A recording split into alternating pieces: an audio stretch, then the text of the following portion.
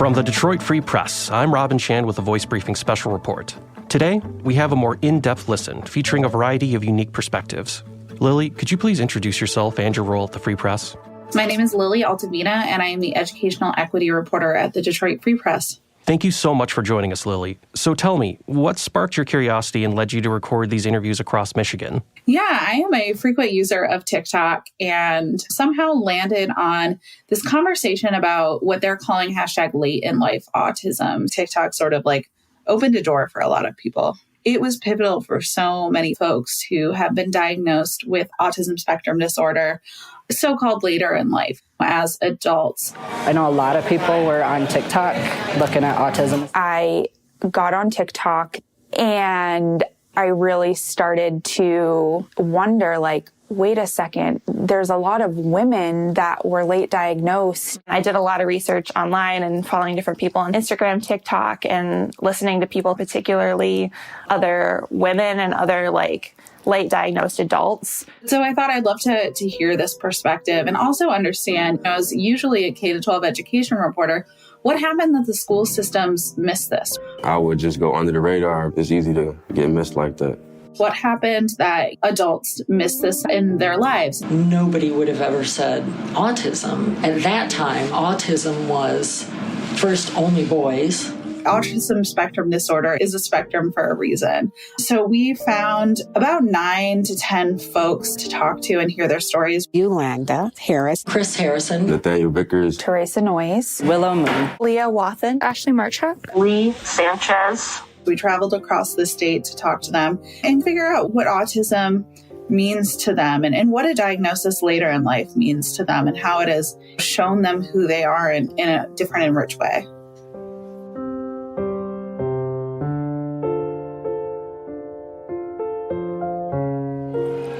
What is your preferred language when it comes to autism? How would you like to be referred to as autistic or living with autism? I'm autistic. Is there anything else about sort of terminology, around autism or around anything that you wanted us to know before we start? I feel pretty strongly actually about person first. I tried to ask every source, how would you like to be referred to? Historically, some folks have always advocated for what's called person first language. So referring to somebody as a person with autism or a person living with autism spectrum disorder. But a lot of folks actually said that they would rather be referred to as autistic. They like that style of language that describes them better. They like how it relates to their identity. So that is kind of a debate within itself. And so in parts of the story, I interchange just depending on people's preferences. It definitely varies depending on who you talk to. And Leah Wathen, age 23 of Kalamazoo. And obviously the best bet is to ask someone what they prefer. For me personally, I like to refer to myself as an autistic person. Another thing that came up was this idea of self-diagnosis, which could be considered controversial. In the community of autistic people, there's definitely an understanding that Lee Sanchez, age 23 of Grand Haven. that whether or not you are diagnosed is kind of an extraneous detail. But also a lot of advocates say, hey, it's okay if somebody wants to self-identify as autistic, if they've done the research, if they feel that they belong in this community. So there are a few folks who either started out as or remain as self-diagnosed. I was searching for experts for this story to talk about diagnosing adults. And it took a concerted effort to find some medical professional to talk about what their practice was like diagnosing adults and finding those trends. So I think it can be really difficult. And that's why you have folks who ended up with a self-diagnosis because medical diagnosis just did not feel feasible. The process of getting a formal diagnosis is long. Teresa Noyes, age 33 of Grosse Pointe Park. It's expensive. It's not accessible to everybody. Ashley Marchuk, age 32 of Lincoln Park. It was a huge struggle to still get diagnosed, even when I started realizing that it might be autism. It's like an accessibility issue. Lee Sanchez again. Not everyone can afford or has time for all of that. It was just a really complex and difficult journey to find a diagnosis for a lot of folks. It's just something society isn't prepared for yet. There's just not the professionals out there that I could find.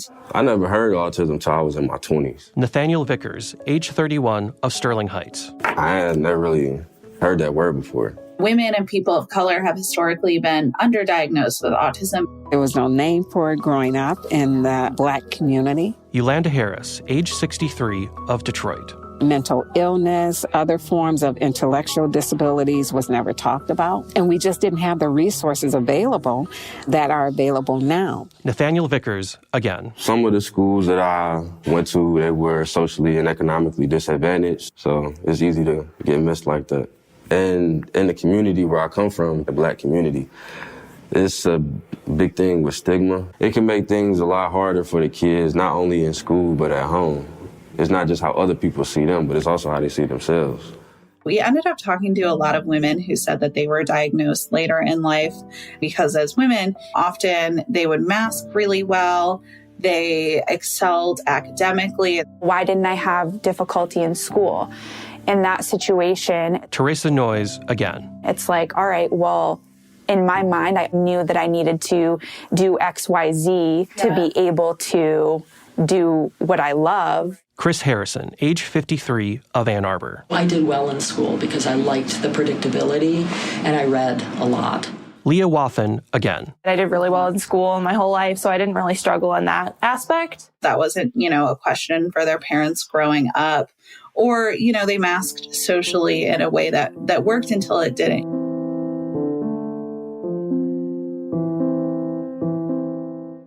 Masking is this idea of trying to hide the signs or manifestations of autism. Yolanda Harris, Teresa Noyes, and Chris Harrison, again. I'm not the same person that you see at work that I am at home. We hide our true traits. When we mask, we are trying to fit in with the people, the ideologies, the expectations. A lot of the masking is about trying to be comfortable for other people to be around. So a really good example of this is somebody who may feel comfort in using a fidget toy. Just having something to fidget with Willow Moon, age 27, of Kalamazoo. in my hands gives my body something to do so that my brain can focus on the other stuff. Maybe they wouldn't feel comfortable using the fidget toy in public. Or someone who feels that they don't want to make eye contact, but know in public life, a lot of the time in conversations, they need to make eye contact. So masking is making eye contact anyways, but feeling internally uncomfortable inside. I try to mask. I get stressed out by noise. Joe Alice, age 30, of Southgate. I have to try to act normal if there's a loud noise going on. Even if it gets to be too much, I have to, try to stay calm and not panic. Ashley Marchuk, Lee Sanchez, Teresa Noyes, and Yolanda Harris. If I stay masked for too long, I think it kind of it's like a buildup inside. To have to be wearing that mask 24/7 is so exhausting. Masking takes so much energy. It really got to the point where I was completely exhausted from masking, just trying to camouflage and just trying to be a part of something where it didn't feel comfortable. It only lasted for so long. I've heard that this is with a lot of autistic people who do get late diagnosed. Ashley Marchuk, again. But it takes basically a mental crisis to get diagnosed, and that's how it was with me. Sometimes in college or later in high school when depression or anxiety would come up. And there were a lot of folks who said that they would struggle. I started to have, some issues with eating and anxiety, depression. Teresa Noyes, again. Those are all very common in undiagnosed autistic adults. At that time, it just really seemed like it was typical anxiety, depression. Willow Moon and Leah Wathen. I think a lot of us probably grew up with anxiety and depression and tried to figure it out. So I was dealing with a lot of anxiety, a lot of depression, a lot of dissociation. A lot of folks just said that their autism diagnosis, while it was challenging, it was a hurdle for many folks, it was also really enlightening. Yolanda Harris, Teresa Noyes, and Leah Wathen. So I went home, I started researching it, I looked it up, and at that moment, it really felt like a sense of relief. And now I know that those past behaviors were not my fault, which I had to constantly apologize for certain things that I would do or say. And it was heartbreaking. At first, you're very relieved, but then there's this period of grief. I think back to everything that has gone on for me, and if I would have known I was autistic, I wouldn't have stormed off the softball field in college. I wouldn't have had all of the meltdowns. If I would have had the supports that I needed. You're still the same person, but your entire view of the world has shifted, and like you're starting to look through all of your past and like see all of the connections that you never saw before. It was kind of a roller coaster of emotions. A lot of people said it came as an explanation for some behavior that felt confusing to them, like having anxiety attacks repeatedly or feeling like they were having trouble managing their emotions or that their behavior felt peculiar to other people. Socialization came up again and again. Yolanda Harris and Leah Wathen. I didn't fit in here. I didn't fit in there. I had always kind of felt like an outsider and kind of like an alien. And thinking about all of those interactions in high school or college, or even as a working professional, where they felt alien or they felt outside because just their brain was wired for interacting in a different way. Yolanda Harris and Lee Sanchez. There was never any question. I knew I was different. I knew my brain, it operated on a different scale. It's kind of like your brain is on a different operating system. So maybe like non-autistic people say like their brains are running Windows. Autistic people are running like Linux. A lot of people said that late in life autism diagnosis, it wasn't just an explanation, but it was revealing something about themselves that they never knew in a really deep way. It helps them find their identity or find a really big piece of their identity. Yolanda Harris. I have been blessed to have been born on the autism spectrum. I have no regrets.